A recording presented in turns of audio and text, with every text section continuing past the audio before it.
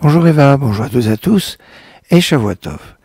La dernière Mishnah du 5e chapitre des Pirkei Avot, des Maximes de nos Pères, que nous lirons ce Shabbat, cite pratiquement personne comme maître, si ce n'est Yehuda ben Tema, dans la 20e Mishnah. Tous les autres sont des Mishnayot qui sont des Mishnayot anonymes, sans auteur.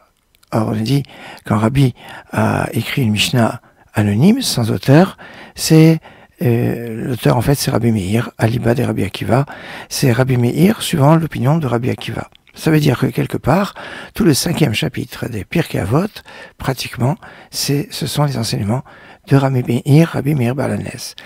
La fin va nous faire référence à un texte que l'on fait dans la Tefila, vers Askanamer et Kalkaneshem, Reskatzvi, etc., ce qui est la fin de la première partie de l'office, et même Yiratson, qui est la fin de la Hamida.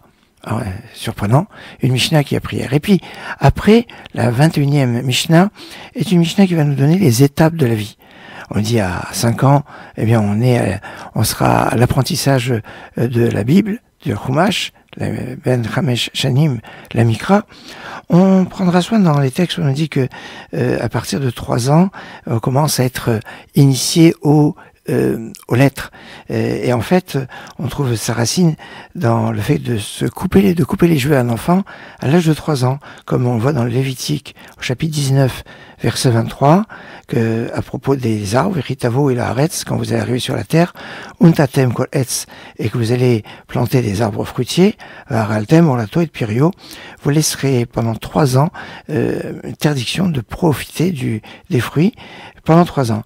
Et la 4e année sera une année de Kedusha, d'initiation à la sainteté. On devra manger les fruits à Jérusalem. La 5e année sera enfin une année où on pourra profiter des fruits, même d'une façon profane. Et en se basant sur cela, on dit qu'Adam est sasadé, l'homme est un arbre des champs. Voilà pourquoi on coupe les cheveux. C'est pas une obligation, c'est pas une mitzvah, c'est un minag. Sur lequel on pourrait plus développer à un autre moment. Mais en tout cas, c'est ça la source de cette tradition de couper les cheveux. Alors, c'est intéressant parce qu'à propos de l'Akba Omer, on nous dit que le Harizal avait amené son fils à l'Akba Omer à Méron pour lui couper les cheveux à l'Akba Omer. Et là, on est le dimanche qui est juste après l'Akba Omer. Peut-être un jour où il y a des coupes de cheveux, ça peut être remarquable. Et puis après, on va dire, quand on a commencé à étudier le Chumash à 5 ans, 5 ans, c'est les temps d'apprentissage. À 10 ans, on commence à lui enseigner la Mishnah, la loi orale, et pendant 5 ans, il va étudier cette loi orale, et à 15 ans, il étudiera le Talmud. Entre les deux, eh bien, on a 13 ans. 13 ans, c'est la bar mitzvah. On l'initie au mitzvot. Remarquable parce qu'après, les chances d'après 15, ça devrait être 20. Mais là encore, on va retrouver en fait 15 plus 3, comme on avait trouvé 10 plus 3 pour avoir la bar mitzvah.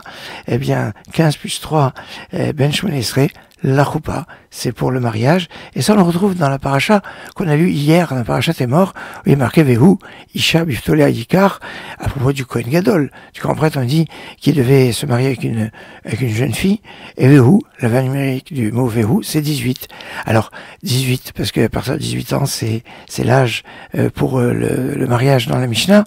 Mais dans cette période, on pourrait dire à partir du 18, c'est-à-dire du 18 Iyar, pas 18 mai, bon, le 18 Iyar, c'est l'Akba Omer, eh bien, commence la possibilité des célébrations des mariages. Alors, chez les Ashkenazim, le jour même de l'Akba Omer, pour les Sfaradim, après l'Akba Omer, là, comme c'était vendredi, alors pour les Sfaradim, les choses sont claires, c'est surtout aujourd'hui qui va être un jour de mariage assez important. Excellente journée, Shavua Tov.